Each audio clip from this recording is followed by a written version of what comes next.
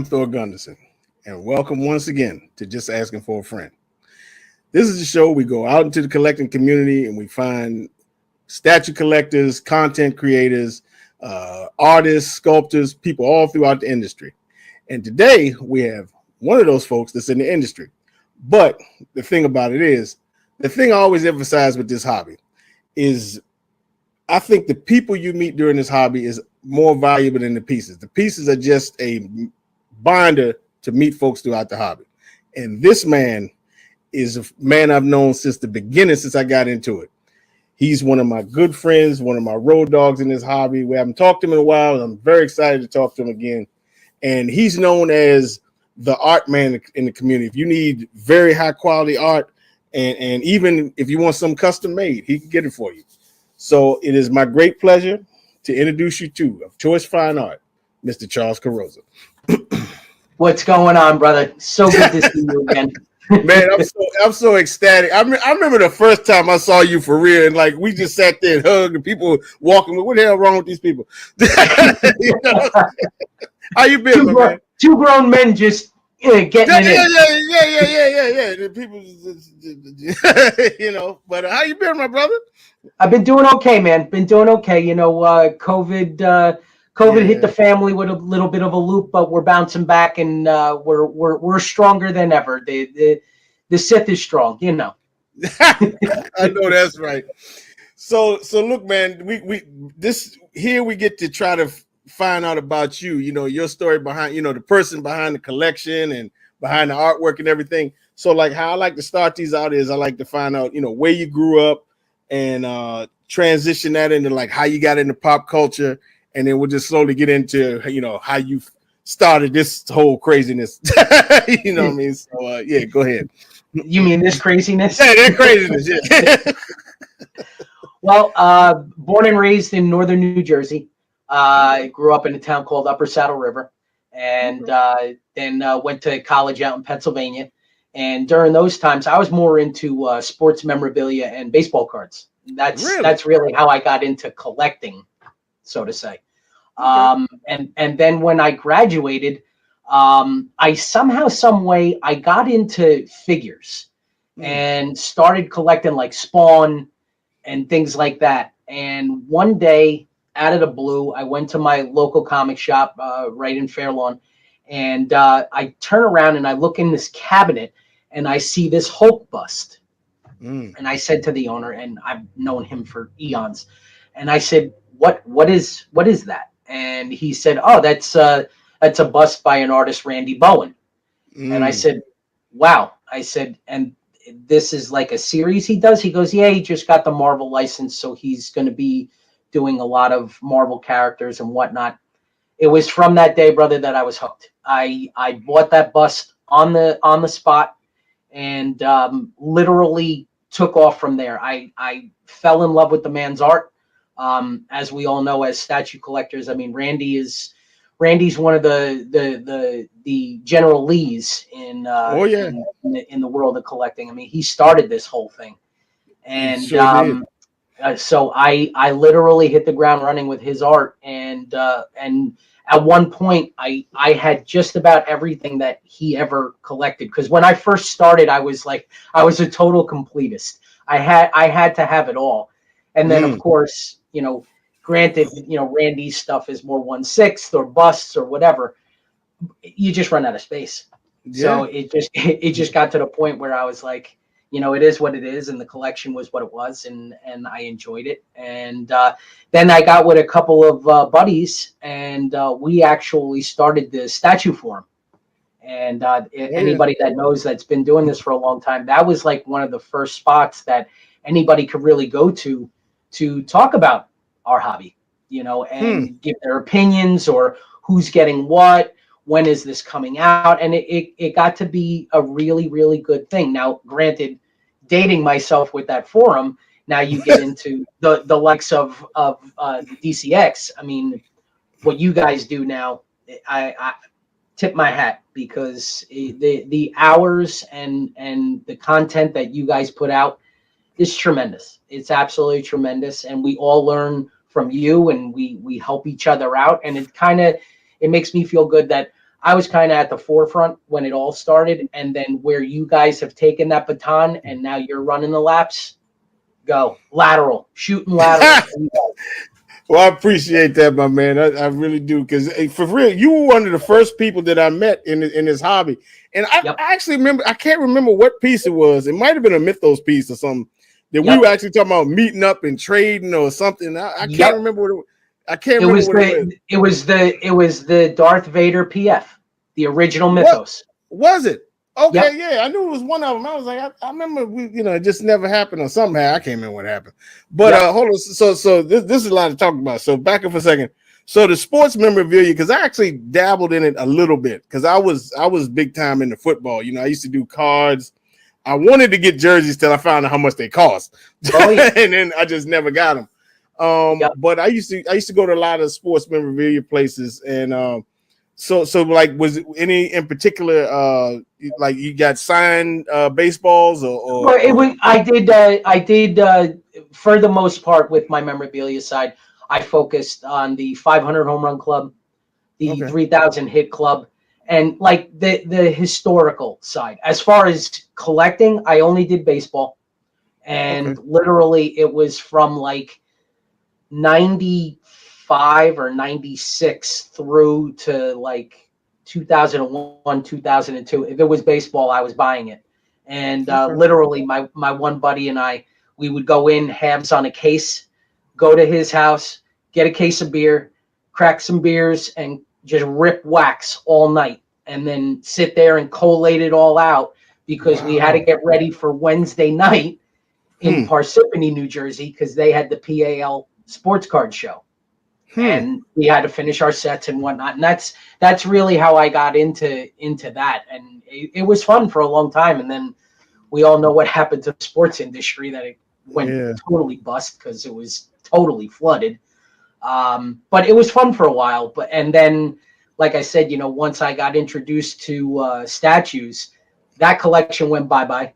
And I delved full bore into polystone. Did you ever get any like real valuable cards or Yeah, I mean, at that time, my buddy and I, we would collect the entire set. So not just the regular cards, but all the chase cards. Okay. So all the special cards and everything. We dumped thousands of dollars into that hobby. Wow. I don't even want to know. And I got raped when I sold it. Oh wow. I absolutely killed. Yeah, I didn't. I mean, before we move on, I didn't discover baseball really until I got to college. Okay. And I remember, I think it was '94, and it was a wild card series between the Mariners and the Yankees, and it was like nothing on TV. And I sat there, I was like, man, that was like par for playoff football. That was like the most amazing thing. I was like, when King Griffey's running across this wall like he was in it. I was like, who is this dude? He's the man that made me like baseball, was Ken Griffey. Absolutely. And then I watched the rest of the to me, in my opinion, that's still the best playoff series I've ever seen.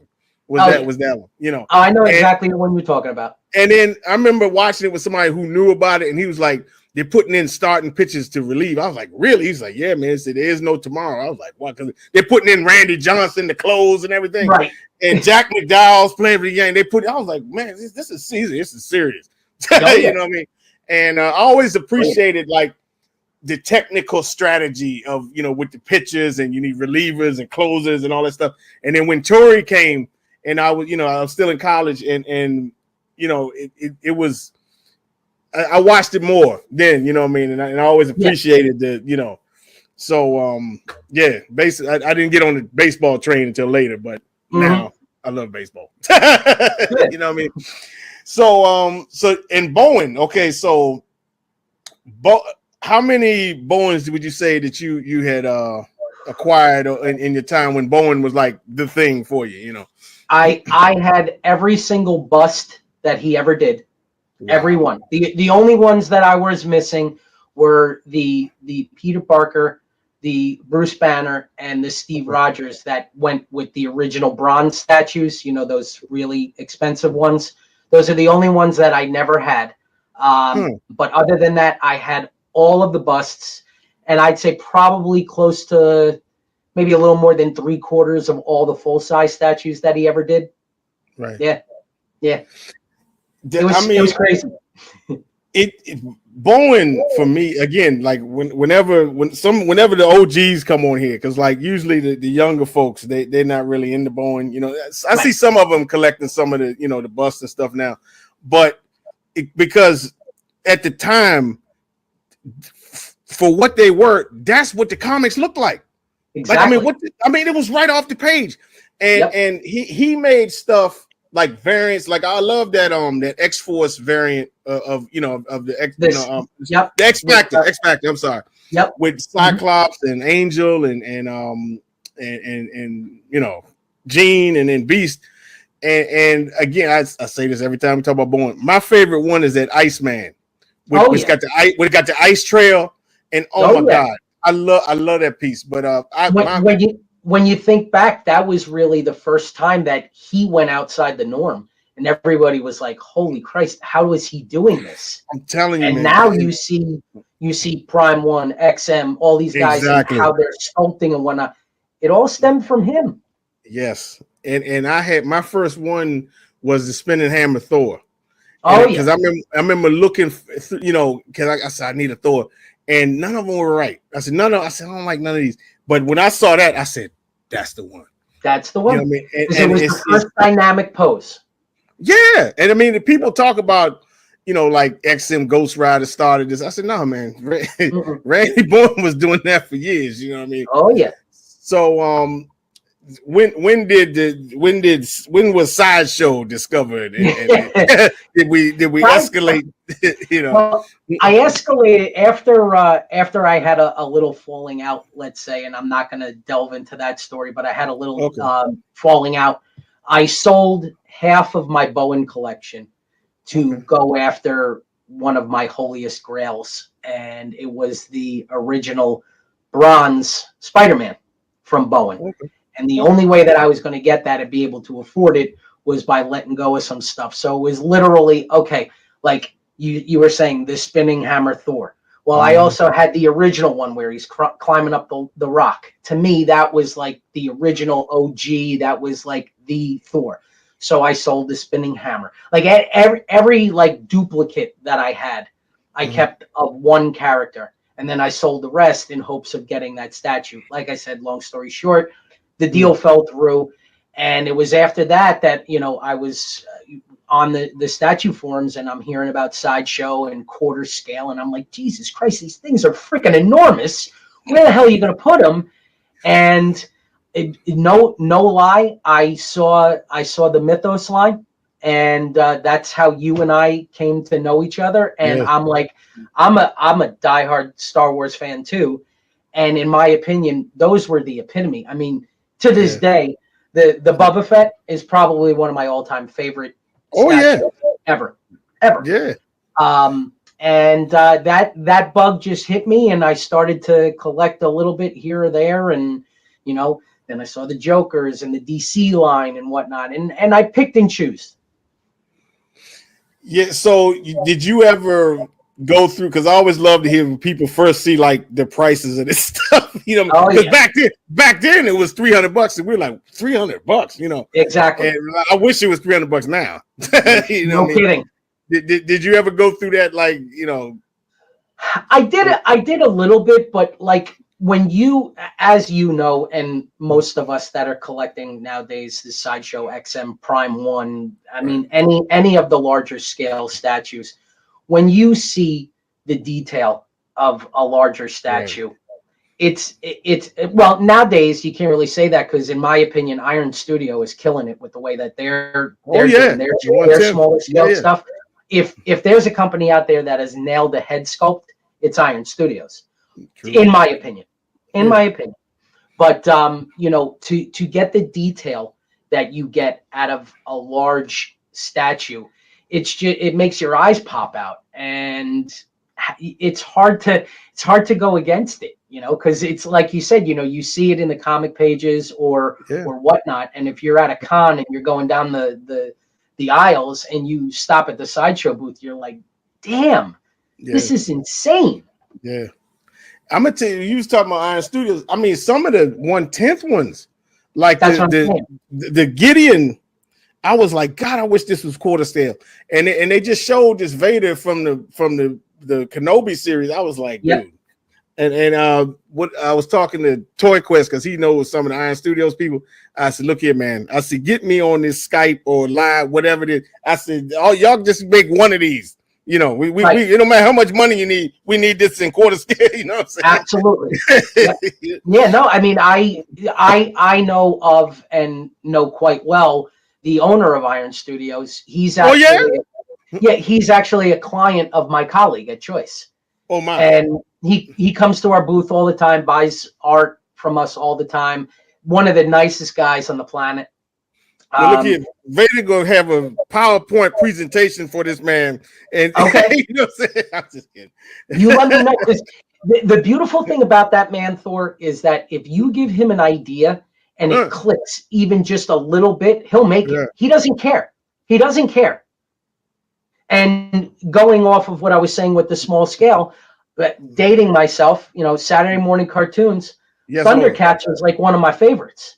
And I always wanted, then we all saw that debacle, that Sideshow came out with that Lion-O. We won't even go into that. Oh, yeah. With the Manitard. I don't know what the hell they were thinking, but I'm like, damn, I need a company that really depicts the cartoon how I grew up. Well, they made it. That's right, they did. Yeah. And I have the whole diorama right back there. Okay. And the one statue that I did buy from Sideshow, because he had to be bigger and he had to hover over everybody, I have the PF of Mumra in the over the diorama, and it's I got goosebumps as I'm saying it.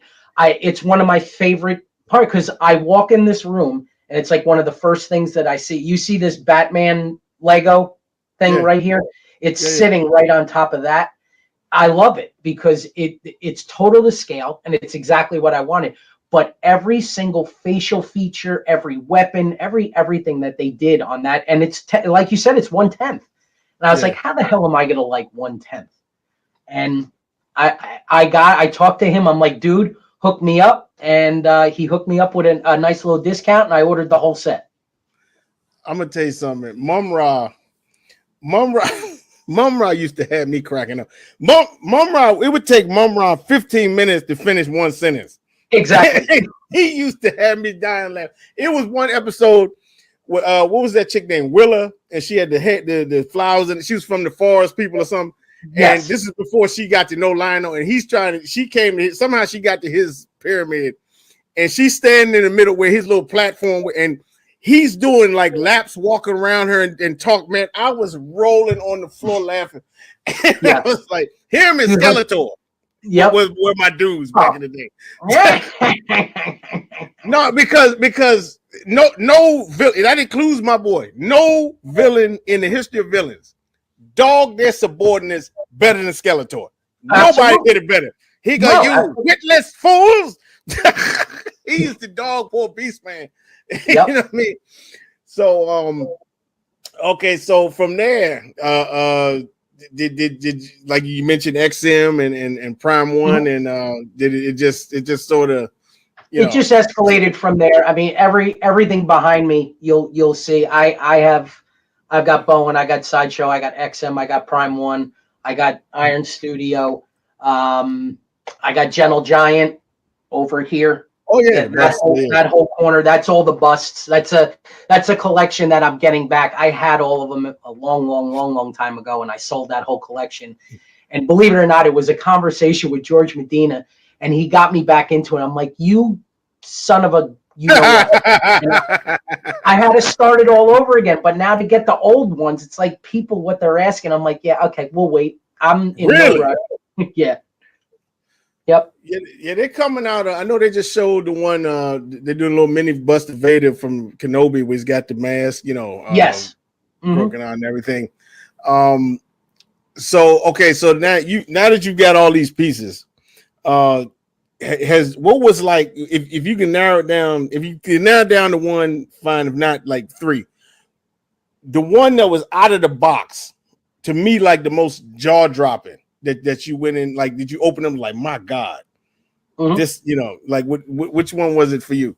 without question, in my collection is the Prime One Lee Bermejo Joker.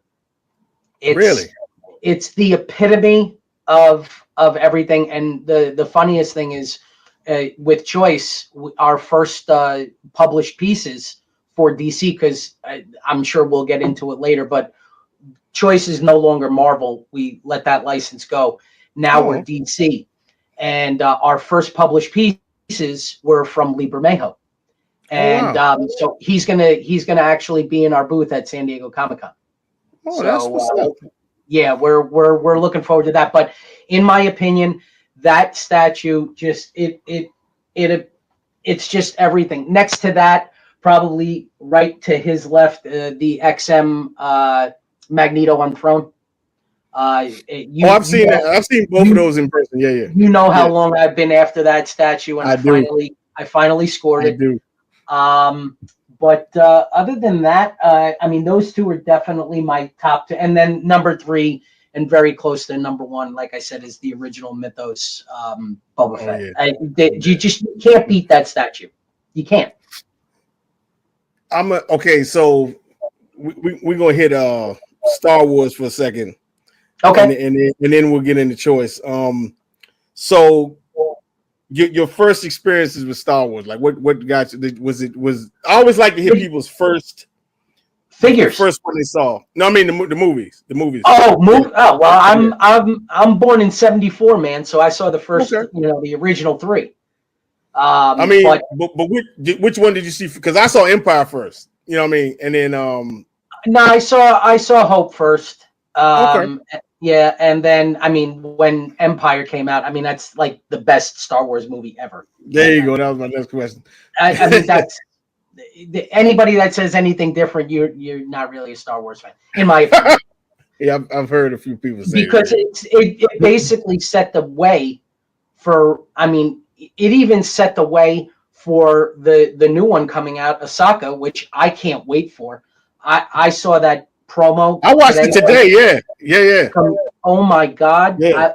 And watching George's reaction to that, I was like, okay, this is going to be real good. Yeah, I was because Andor, I was a little disappointed with. Yeah. I was fighting off sleep watching that, and I'm like, and the thing that really got me, I'm like, how did this get 12 episodes? Yeah, you know I mean, because they had this guy with his mother, and they got Mon Mothma's bad marriage and all. I'm like, dude, what is this? I mean, I was expecting like espionage and all that kind of stuff, but I don't know, man. It was just a lot different than what I was thinking. You know, out of the new series, other than the Mandalorian, which we all know, but the Obi-Wan was well done. I thought that was very well done. I'm so glad to hear it because I hear a lot of folks don't like it, and I'm like, why? You know what I mean? I thought it was so well done, and it delved into the history enough that even if you were a veteran like yourself, you can relate back to either the books, because I was told, I never read the books, but I was told that that's where a lot of the content came from and whatnot. So even if you didn't read the books, by watching that series, you really understood that whole series. And I mean, the ending was fabulous. So I mean, it was out of all the new ones, again, take away Mandalorian, because Mandalorian's on a different plateau completely. Right. But I thought Obi-Wan was very, very well done. I mean, of course, I was pissed off at the end because my boy got served, you know. Right. But I mean, but I knew it was coming because, like, okay, in the New Hope, when he goes, the circle is now complete, and now I'm the master and all that stuff. Everybody just assumed he was talking about Mustafar.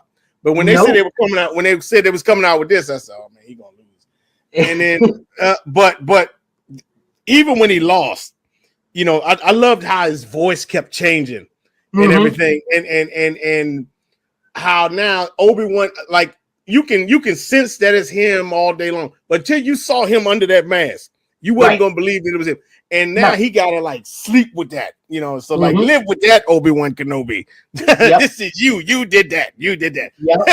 You know what I mean? Yep. But I thought it was great. especially when Obi-Wan was running from him. I was like, yes, run away, run. You know what I mean? But I loved it. I thought it was great. Yeah, you know, I don't see how you couldn't like it. I agree. Anywho, so now getting into how did you hook up with Choice Fine Art, and how did that come into play? So how originally a long time ago, the owner of my company, his name is Ari Goldman. Ari and my cousin were best friends growing up. And I knew of Ari for years because my mom used to buy art from him for my sisters and whatnot. And I got a couple of pieces from him way back in the day. And just, you keep the channel open, and I never really thought of it. And it wasn't until, you remember Nick Woner from the groups. Nick had a lot of XM stuff, mostly comic books. He was a big comic book. He posted one day in one of the groups that he bought an original Snow White cell. And I said to him, I was like, bro, I PM'd him right away. I'm like, I had no idea that you collected that. And he's like, yeah, I dabble every now and then. I'm like, listen, if you are looking for anything, a good friend of mine is one of the biggest in the industry. He's been at it forever. He's like, oh, absolutely. I'm always looking. Give me his information and whatnot. So I just happened to go on his website that day.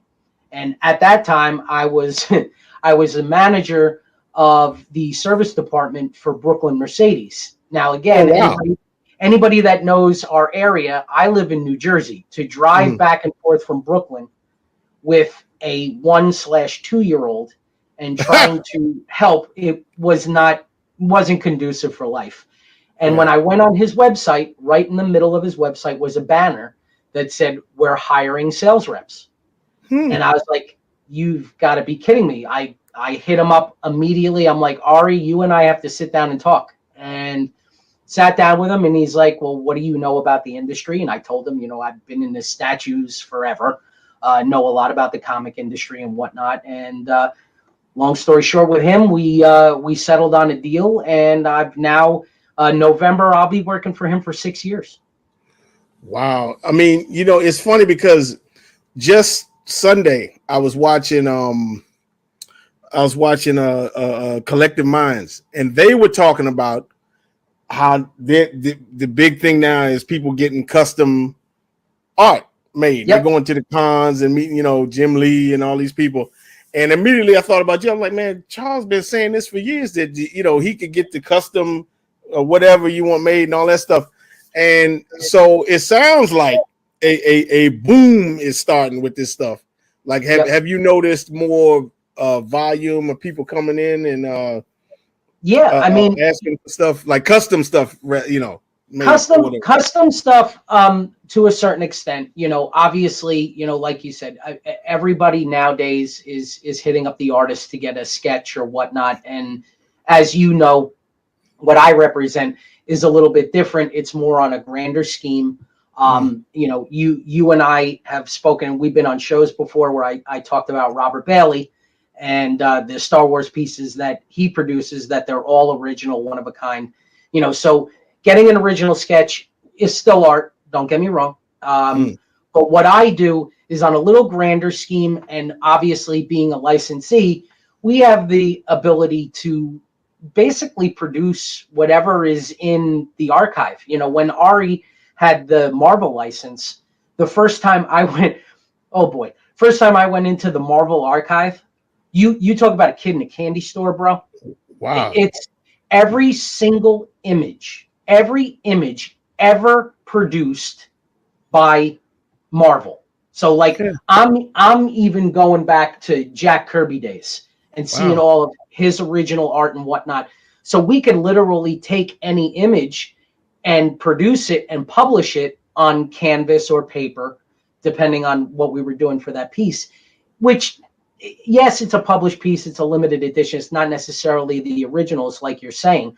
But yes, we have the opportunity to make originals all the time. We work closely with a handful of artists that Ari has been working with for, he's been in the industry now going on 30 years.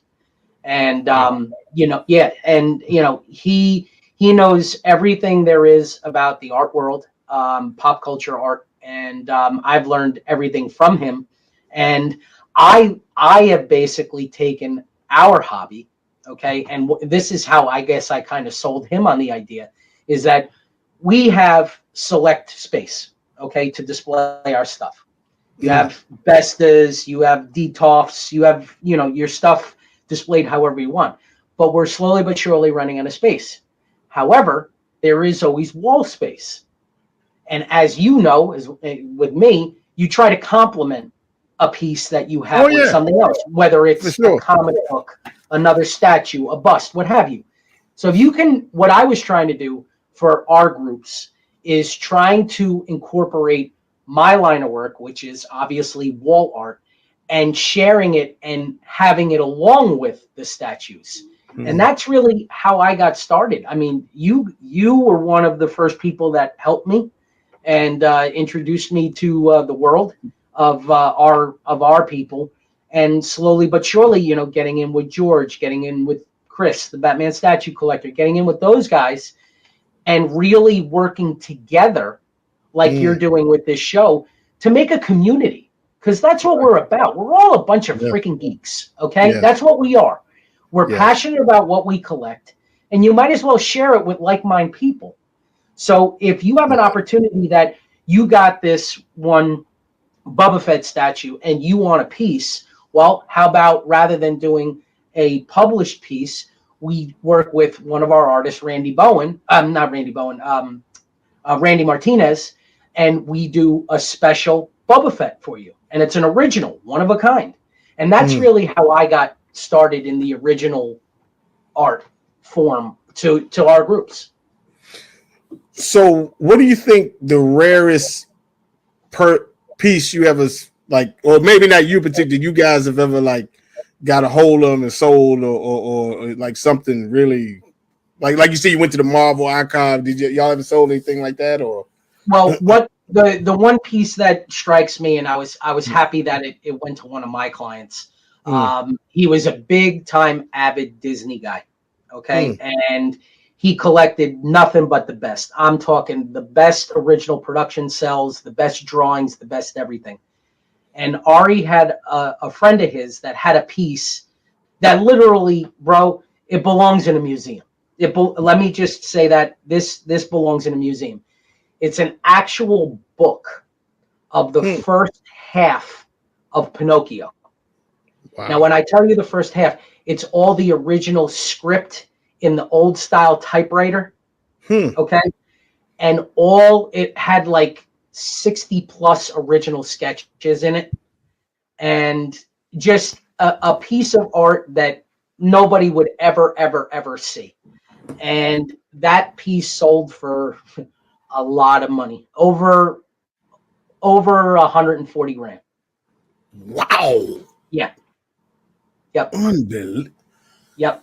And I'm proud to say that one of my clients owns it and he loves it. I mean, obviously he doesn't really open it like you shouldn't, but when he does, the white gloves come on like when you used to do your unboxings, and he touches a page with one finger. Yeah. But gotta have the clean room is open. Yep.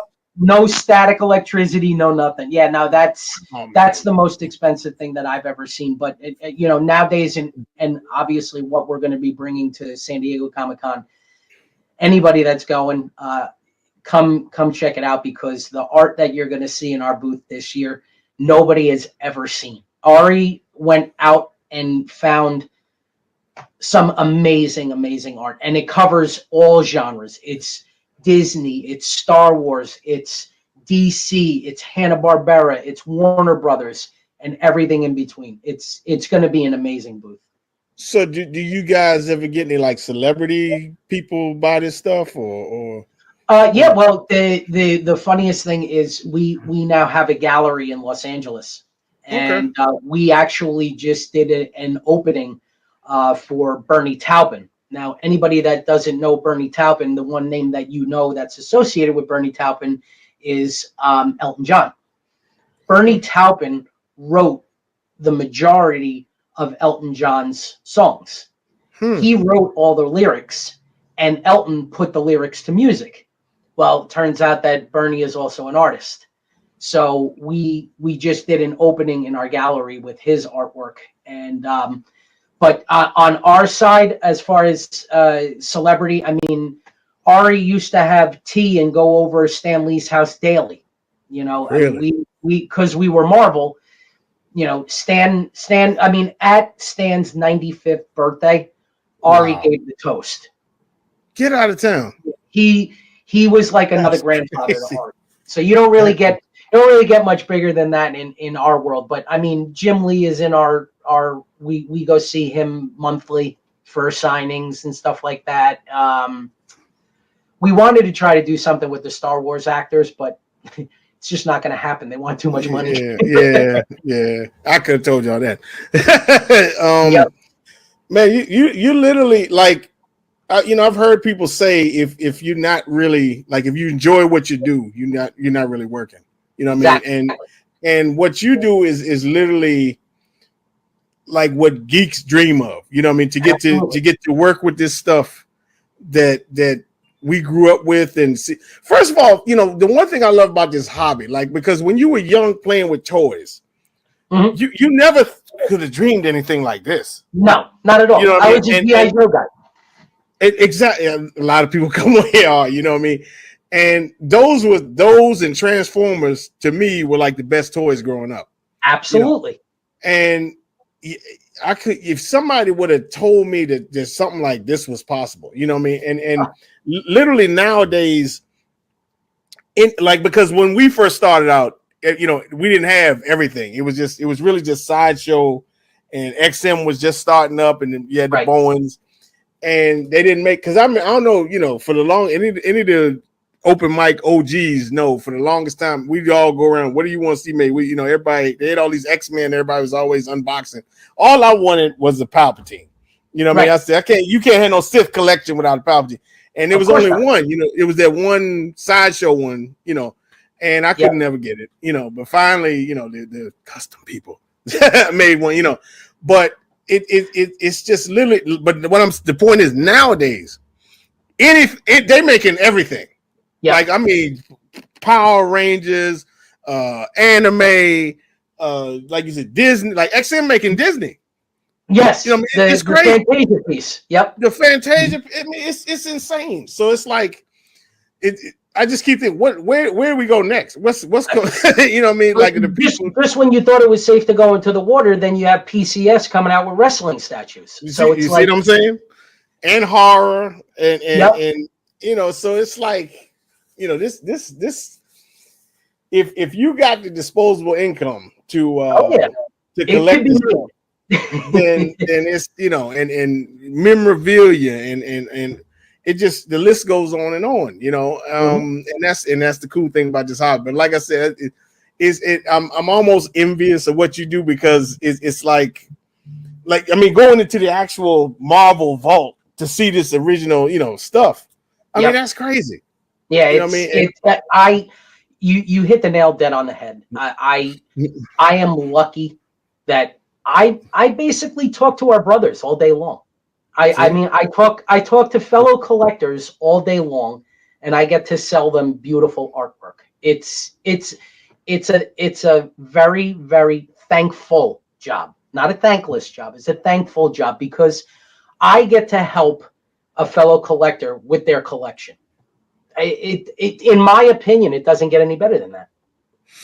So now I'm glad you brought that up, because I always, especially about OGs, I talk about the community when we started. You pretty much talked about it, and like, how do you see the community now? Because the community now is pretty interesting, in my opinion. You know what I mean? So and nobody cares, so just don't hold back on them.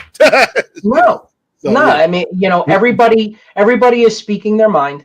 To a certain extent, they try to keep it PC. Doesn't really come off that way sometimes, but you know what? Again, everybody's going to have an opinion regardless of anything. And it's, like you and I had conversations back in the day. My thing that I say to all my clients, or anybody that I talk to, whether we're talking about statues, artwork, figures, Legos, whatever, if you like it, Yes. buy it. Yes. Bottom line, it don't matter. I could have a piece in my collection that you would look at me and be like, why the hell did you buy that piece? And I've seen Because a few people have those. Exactly. Yeah. You know, and it's like everybody wants to get other people's opinion, and that's okay. Yes. Yes. It's okay. Yeah. But the bottom line at the end of the day is when you turn on your light to go into your room, if you look at that piece and it speaks to you, you bought it right. Regardless of how much you paid for it. Doesn't matter. That's my opinion. And the one I really can't stand is when they put this post up, which one would you buy? This one or this one? And I'm like, what? You know what I mean? And I often wonder, did they really buy the one that everybody told them to buy? You know what I mean? And you know, you get these folks no, go ahead. I'm sorry. No, I'm just saying, why conform? Why conform? Exactly. It's your money. It's your money. It's your room. It's your collection. Buy it because you like it, dude. And how many people come to me, and you know, you see these companies now that are producing posters and whatnot, and I get message upon message daily. It's like, what do you think of this? I think it's a poster, right? You know, but the bottom line is, not everybody is going to come to me and spend $1,500 on a piece of art. If you like the new Asaka poster from the promo, buy it and hang it with pride. Like it. I mean, it's art to a certain extent, but buy it because you like it, man.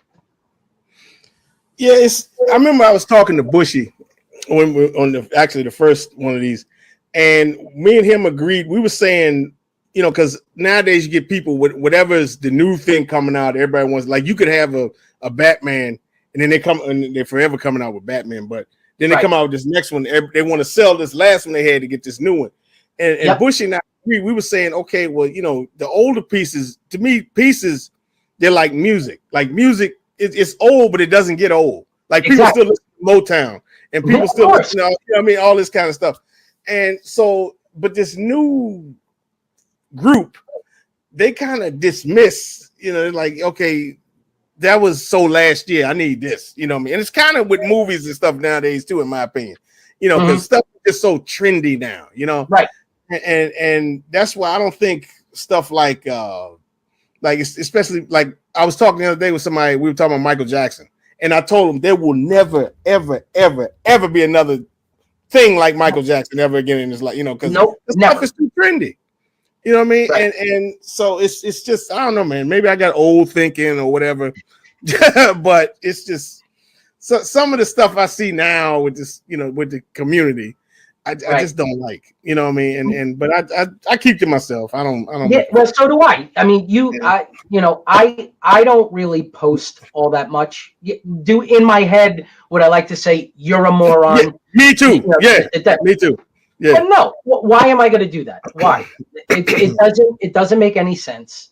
Everybody's going to have their own opinion about whatever the hell it is, and let them talk. Let them have their 5 minutes of fame, and you do you, boo. I'll stick with what I got, and I'm very happy with it. No, and I agree with you 100%. You know, these companies, yes, they're coming out with this Batman, that Batman, this and that, and I look at it and I'm like, nice statue. Don't get me wrong. However, I've got 2 or 3 other ones right here in my Batman collection that I absolutely love. Yeah. I'm not getting rid of them to get something new. The old one works for me. Shit, man, I'm old. Me too. So how does your family feel about you collecting? Like it's my sons, when they come in this room, they love it because I turned into a Pokemon collector because of my 9-year-old. So it gives me, you know what it is though, bro? Like I always want, when I did my card collecting, the one thing I always wanted was I wanted to sit down with my dad and rip some wax and enjoy that. He was never into it.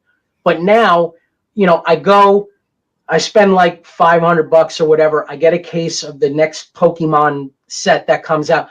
My son and I, we sit downstairs at the dining room table. We rip, 6-8 boxes. and I collated all for him. Look, I got this is the most recent set. These are all the chase cards. Oh wow. Yeah, and like we have a blast, and to see his face when he pulls like a Charizard, it's worth every penny. Worth every penny. I absolutely love it. But he gets it. He understands. My little guy who's going to be 4. He comes in and still he's like, oh look, Grogu right there. I'm like, Wow. yeah, it's Grogu. And then he goes to reach for it. It's like, No. you know not to touch him here. And Charles stops him in his tracks. He's like, no, Christian, you can't touch. That's when you become Matumbo. Yes, exactly. But they get a kick out of it. My wife just, I don't really drink, I don't smoke, I don't do anything bad. If this is my only vice, she's like, what the hell? She accepts it. That's what's up. That's what's up. And it's funny. It's funny you say Pokemon because I'm hearing more and more people as I do some of these interviews say that Magna and anime is becoming bigger than Marvel and DC and all that stuff. Oh, yeah. Because I haven't been. I guess it's a testament because I stopped reading books about, I guess, around right before I started collecting statues. Because the thing I didn't like was they were always restarting. Like they would do number 1 through like 12, and then, oh no, we starting again. And I'm like, what is this? And then the thing with Marvel that I didn't like was the books. When we had the MCU, the books were like everybody in the MCU looked like. I mean, everyone in the comic books looked like they did in the MCU. So like Iron Man looked like Downey, and I'm like, no, I don't like that. The books write these movies. The movies don't write the books. And so I said, all right, I'm done. So I just stopped reading altogether. But like now I'm hearing that I got to go back to comic book and see this for myself to shop, because they're saying the Magna wall or whatever is bigger than the DC and the I'm like, really? They're like, yeah, absolutely. They're saying that, it's taken off. I can't even say that it's a click because it has. I mean, we did for the first time in years.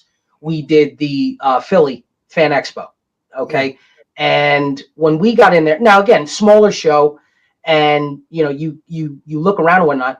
Every other booth is like something anime. It's like another anime statue or a PVC vinyl or whatever, all imports, and it's huge now. It's huge. It's great, and I thought about this too because it was, I think, about 2 weeks ago. There used to be a comic book shop I used to go to because I'm in Maryland, by the University of Maryland, and I used to have a subscription.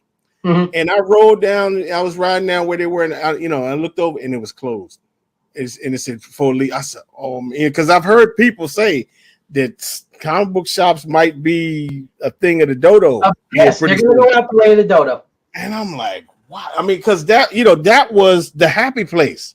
Of like course. Back in there, you break up with a woman, you go to the comic book shop. You bad times, good times, whatever. And I'm like, man, what is wrong with these young people? And it kind of, but books are, I gotta admit, books are expensive now. God, yeah. Because when I stopped, they were like approaching $7 a piece. Yes. Because I can remember when I first started reading, it was 75 cents. Yeah. And I'm like, dude, because again, 7-Eleven, that was my first comic book shop. Right. It was because that's where you really went until one popped up in your area. Right. The old spinning racks. Yeah. Oh, yeah. They say I actually thought about buying one of those off of eBay. Yeah. They have them out there. You just got to get them in good condition that they're not all rusted out. Yeah. So the show, you go to a lot of cons, obviously, with these, doing. What was like the best one you ever been to? Like is San Diego? Because I hear a lot of people say Seattle is a real good one. The Seattle show, we did that for years. We actually stopped doing it right around COVID.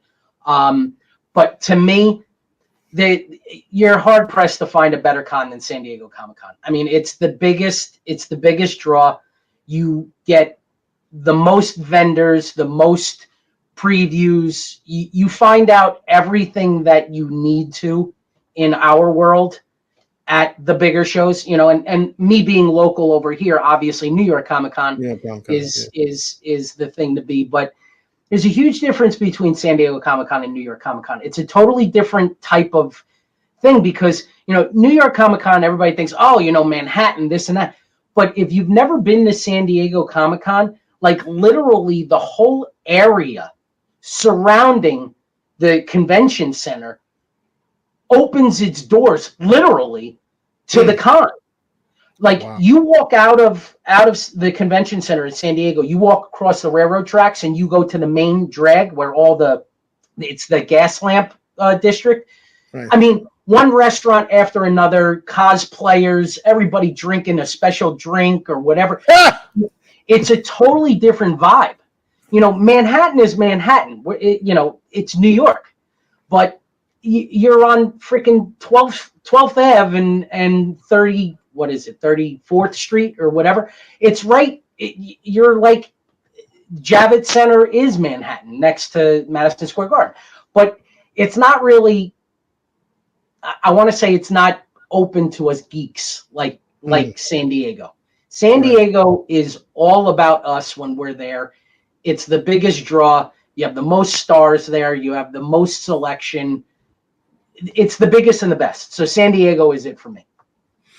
So how do you feel like now that you're seeing, like, I want to know if this is like becoming a thing or you think this is going to last? Because you see people starting to pull out of some of these cons, like Sideshow and some of the movie people. I think that's because of the writer's strike.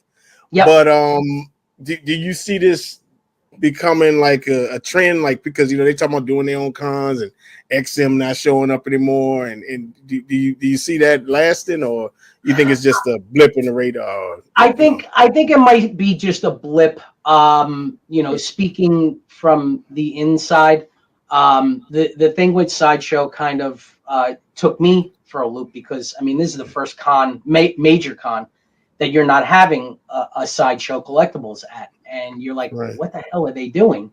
Right. And, you know, we as a company were like, well, if they're not going to be there, their booth is available. Ari, get on the horn and let's get their booth because we'll fill that thing.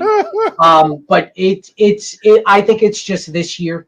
I think they're taking a break per se. Right. I think cons, it's kind of like the old trading card shows. You know, they're starting to pop back up. People are starting to collect cards again and whatnot.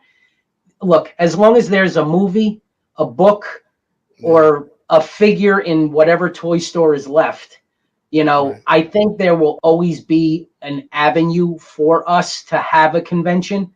How big and grandiose, I can't really say. I don't really see a San Diego Comic Con ever going down just because it's kind of like a staple now.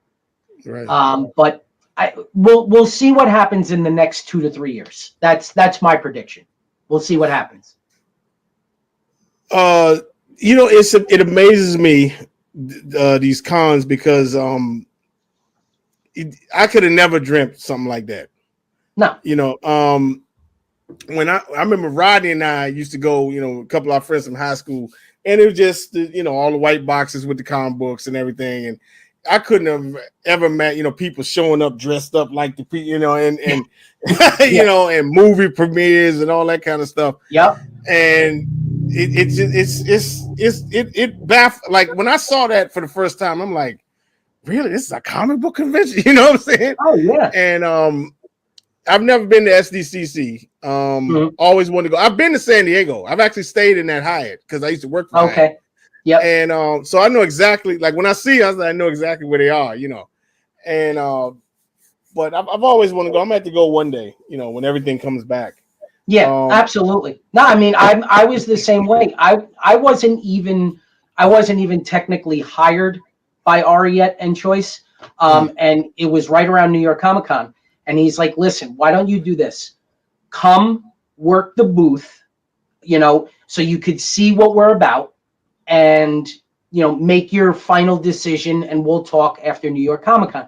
And I walked into the Javits Center and I'm like, holy, I was in awe, like literally jaw dropping. That Yes. the first time I saw some, and one of the sickest costumes I ever saw. These two people were dressed like Tusken Raiders, and I mean, they looked like they just got off of the animal. Yeah. I mean, I was like, holy God, this is unbelievable. And to see that, that's what sold it for me. I'm like, I got to do this. I've got to do this. It was amazing. Here's a funny story. I'm going to get this picture to the producer because I remember the first time I went to New York Comic Con, it was Rodney, myself, and I can't remember who else was with us. And we're standing at the sideshow booth, and this guy walks up looking like Bernthal Punisher. And like he lit the hair, we had to, we like, Slim, and he just laughed. Like, we thought it looked, when you look at it for me, you could tell it wasn't him, but he looked just like him. And he just walked up out and it was like, dude, you know what I mean? But it's really, and another thing, it's wall to wall in there. Oh, you absolutely. go in there and like I can see why for COVID they, because literally you walking like this. Mm-hmm. And it's like, and it's literally like a herd. Like you gotta, if you want to go over there, you gotta get with the herd that's moving that way because that's how many people is in there. Your salmon swimming upstream. I swear to God, it's great. That's why this year they're saying San Diego could be really crazy because it's really the first real post-COVID that we're all getting back together. Because last year San Diego, it was a fugazi. It really wasn't. I mean, obviously we did the show, but it was like it didn't have the spark that the other San Diegos. Now this year we're all back. You're going to see the skimpy outfits. You're going to see the huge transformers. You're going to see and everything in between. And Fox will be there, Marvel will be there, DC, Top Cow, all the big guys, Nickelodeon. I mean, where our booth is, we're surrounded by Fox, Nickelodeon, and all the big companies are right around us, and they're all coming back this year. So before I get to because we're almost out of time. Before we get to where everybody can find you and everything, and I always ask my Star Wars folks is what is your favorite duel from Star Wars? I mean, obviously, with Vader with Luke, I mean that was the enemy, but I think you got to be hard pressed not to love the Maul sequence when he breaks out that dual saber. Yeah, I mean, he's battling Obi-Wan and Qui-Gon. Yeah. So I mean that sequence was amazing. It was amazing. Yeah. That's up there for me, but my favorite is Yoda and the Emperor. Oh, of course. I mean, because like this well, not just that. Like I said, I tell people all the time, this is the first time I ever heard somebody talk trash before the action. And I was like, I'm like, dude, these geezers are talking trash. And he was like, if you're so powerful, where you going? And he's like, you ain't gonna stop me. I was like, these dudes are talking trash. And I was literally sitting there like this. I was like, oh my God, you know what I mean? But anyhow, man, tell the folks where they can find you and Choice Finding, when they come out to see you in San Diego. But like if they want to go on your website and everything, and tell everybody where they can find you. Thank you. Yeah, our website is choicefineart.com. And I'm on Facebook. If anybody needs anything, you can hit me with a PM. My last name is Carozza, Charles Carozza, and I'm open. Even I tell everybody, and Thor, you know this about me, doesn't necessarily even have to be that you're buying something from me. It could be that Sideshow came out with a new piece. By the way, Sideshow buys their art from us, but I'm just throwing that in there. Wow, I didn't know that. Yep. But it could be a piece that you're looking at and you just want my opinion or what's my take on the piece.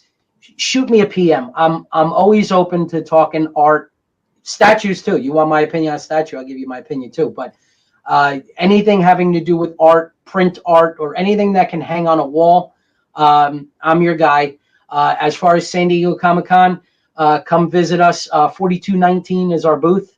We're literally right next across the walkway from Nickelodeon. You can't miss them. And Fox is on the other side of us. And like I said, this year you're going to see some incredible artwork covering every every facet of collecting, everything DC, Marvel, Star Wars, Hanna-Barbera, Warner Brothers, you name it, Disney, and anything and everything. It's going to be a very special. So yeah, choicefineart.com, or shoot me a PM at Charles Carozza on Facebook, and I'm here for you guys. I love doing it, and anybody that needs anything, I'm here for you. Well, folks, my brother, I really appreciate you coming on, and it's been great catching. We got to stay more in touch, man, because absolutely, I miss rapping with you, my bro. And, absolutely, and again, I'm sorry I missed the barbecue. I wanted. No, that's okay. It's okay. So, folks, this is another episode in the books, and we'll catch you next time on Just Asking for a Friend. See you, everybody. Later, my brother.